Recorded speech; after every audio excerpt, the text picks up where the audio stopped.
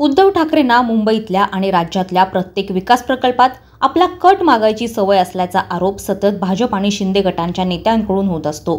धारावी पुनर्विकास प्रकल्पात कट मिळत नाहीये म्हणून त्यांची तडफड चालू असल्याचेही आरोप ठाकरेंवर होत आहेत। उद्धव ठाकरेंचा लहान मुलगा तेजस ठाकरेंचा अंबानीच्या लग्नातला एक डान्स व्हिडिओ व्हायरल झाला। या व्हिडिओवरून राजकारण देखील तापलं। या सोहळ्याला संपूर्ण ठाकरे कुटुंब हजर होतं। मात्र एकीकडे मराठी विरुद्ध गुजराती असा भेद करायचा आणि अंबानींच्या लग्नात नाचायचं, यावरून भाजपच्या नितेश राणेंनी ठाकरेंवर सडकून टीका केली। तेजस ठाकरे इतक्याच उत्साहानं एखाद्या कडवट शिवसैनिकाच्या लग्नामध्ये ताल धरतील का, असा सवालच यावेळी राणेंनी उपस्थित केला होता। स्वतःच्या महालात सोन्याची शौचालय वापरणाऱ्या ठाकरेंना धारावीकरांनी मात्र सार्वजनिक शौचालयच वापरावीत असं वाटतं। धारावीकरांना मूलभूत सोयीसुविधांपासून वंचित ठेवण्याचा हा हट्ट कशासाठी, तर अंबानींची दलाली करून परदेशात बनणाऱ्या आपल्या नव्या महालासाठीच्या इटालियन मार्बल्सचे पैसे जमवायला म्हणून, असा गंभीर आरोप ठाकरे कुटुंबियांवर नितेश राणे यांनी केला होता। सगळ्या धारावीकरांना धारावीमध्येच घरे मिळावीत असं ठाकरेंचं वक्तव्य चर्चेत आलं होतं।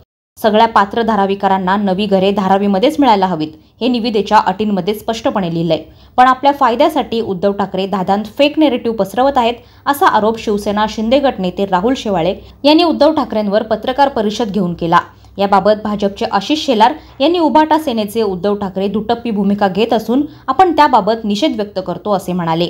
भाजप मुंबई विभागाचे अध्यक्ष आणि आमदार आशिष शेलार यांनी दावा केलाय की धारावी पुनर्विकास प्रकल्पाच्या अटी आणि निविदा उद्धव ठाकरे सरकारच्या काळात आणि त्यांच्याच नेतृत्वाखाली तयार करण्यात आल्या होत्या, पण तरीही उद्धव ठाकरेंना या सगळ्या प्रक्रियेबाबत समस्या आहेत।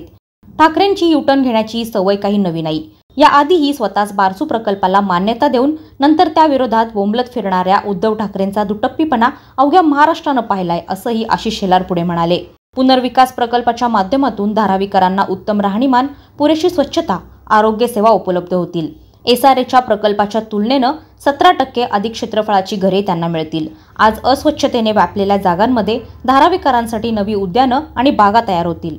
पण उद्धव ठाकरे या सर्वाला केवळ आपल्या स्वार्थासाठी विरोध करत असल्याची टीका त्यांच्यावर वारंवार विरोधी पक्षनेत्यांकडून होत असते।